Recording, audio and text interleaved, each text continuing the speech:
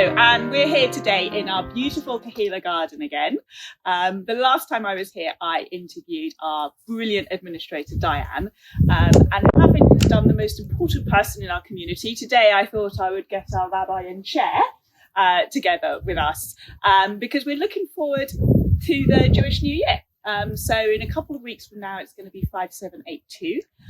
So I thought it would be great to just get Craig and René together today and talk about our highlights for the year that's just ending and looking forward to 5782. So thanks for joining us, Rabbi René and Craig.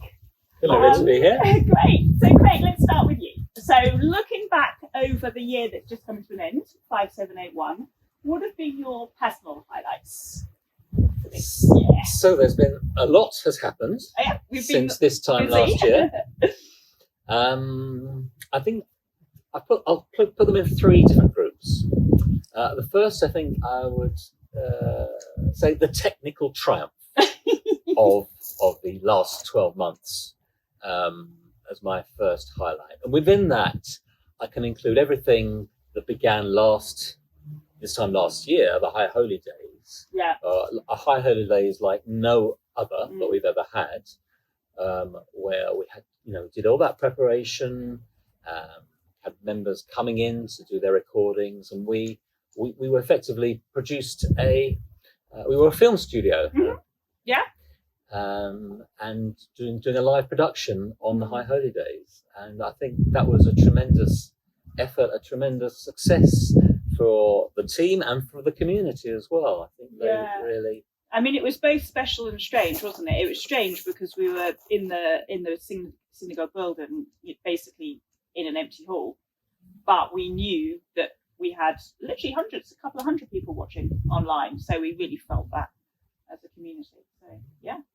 And part of that involved, of course, the choir. That was a lot of work with Rebecca, with Elle, and the choir putting together all their different individual tracks, and that carried on during the year as well. Yeah, that was the start. Choral services, and also that happened for Mitzvah Day, if you recall. People were invited to submit a reading or a song for the Jewish care home. We had all sorts of other things where technology came to the fore. The lockdown quiz, one of our really popular events. That was a great laugh.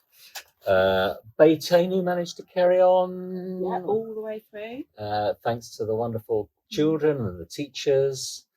And they did some wonderful services as well. And I love the way that the kids wrote their own blessings and illustrated those. Yeah.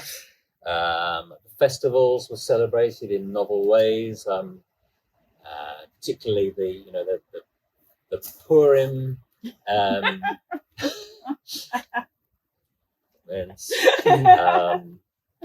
had it not been for Zoom and our live streaming, I don't think we would have had a couple of drag queens on our Shabbat. Oh yes, we can't forget the drag queens. That was quite a highlight. Absolutely. The story of Joseph, told in a way that probably hasn't been told before in many synagogues.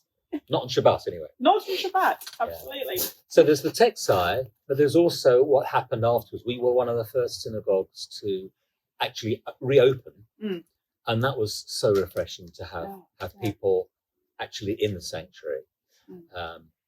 Very slow at first, but the big events have brought people in. It's been like all the bar mitzvahs and bat mitzvahs that we've had.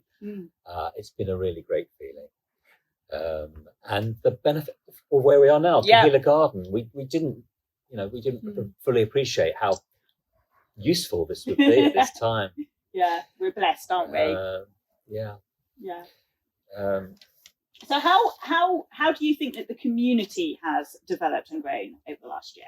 Well, one thing's for sure, we have a lot more members this time we do. than last year. Yeah. Thanks partly, or perhaps nearly all, to our live streaming and our digital kind of just presence. Indeed. So that's been wonderful. And so we have physically grown as a community. And it was lovely to see them all a few weeks ago at our new members Shabbat. Yeah, that was really special. And I think our existing community, I think we've appreciated more just the value of the community and being together. Yeah, absolutely. And certainly since we've opened up as well, I think the idea that we're not going to just take for granted being together in person again, because obviously we haven't been able to do that. What about looking forward to that? So it's Rosh Hashanah coming up. What are you looking forward to from a community perspective in 5782? Well, we begin with the High Holy Days, of course, which this year we will be having people in. So really looking forward to that. That will be so wonderful. And there's the other big religious occasion where, all being well, we will have people back, is the Seder at Passover. Oh, yes, absolutely. Yeah. But then there's also our social equations. So the quiz, I think we are due another quiz. Yep. And do that one in person. Yeah. And although things haven't been finalised yet, I know we've been having a bit of talking, discussing what we might do in way of entertainment and singing. So definitely some singing and possibly some fancy dress. Watch your space. Okay. Thanks, Craig. Rabbi René, what have your personal highlights of 5781 been? I mean, apart all the events that Craig has already mentioned, which were just amazing moments of togetherness, I think what really blew my mind, to be honest with you, is how quickly we responded to the situation, how quickly KLS turned into an online community, and also, maybe more importantly, how quickly KLS became a more caring community. You know, how we managed to keep in touch with each other, how we managed to keep the fabric of the community alive. And of course, we have more members, people who came during this, let's say, 18 months of COVID so far. We don't know what the future holds, but we can just appreciate what we have now.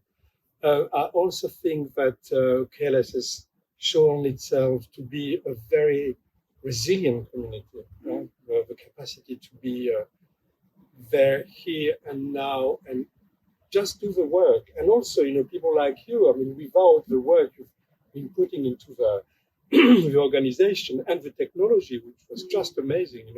Last time I saw the screen, where I don't remember which service it was, and it was just, wow, okay, what's that? So how this actually works so well.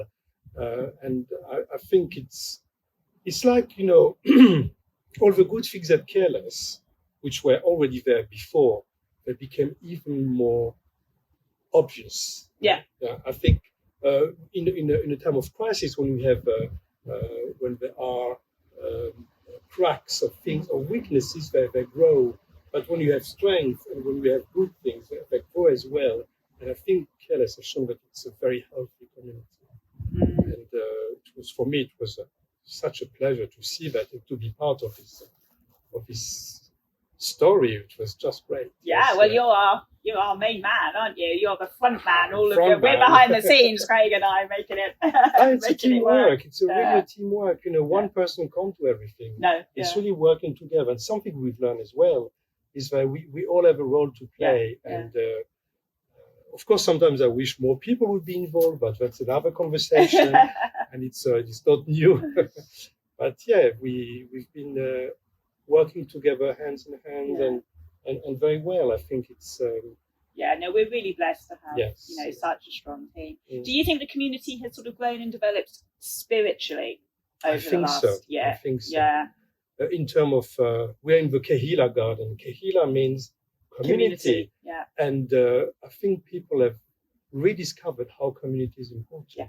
I mean, for us, KLS, of course, but in the larger society, people have rediscovered that. And we have grown again into this idea of community, togetherness. And the people who have actually joined us this recent 18 months, they came for some of them rediscovering the Jewish roots, some of them to become Jewish, some of them because they were far away and they wanted to come back. But it's all about the community, this a place where we all feel safe and comfortable. Absolutely. And that's probably the. I don't know about people's relationship with God, but again, because it's a very private, it's a very private thing. So but if we say that God is in the community, then they got closer to God in this way. In that way. Yeah. And what are you most looking forward to for 5782, Rabbi René? So I'm still quite a bit worried about the situation, obviously, because we're doing great in the UK, and but it's not over yet.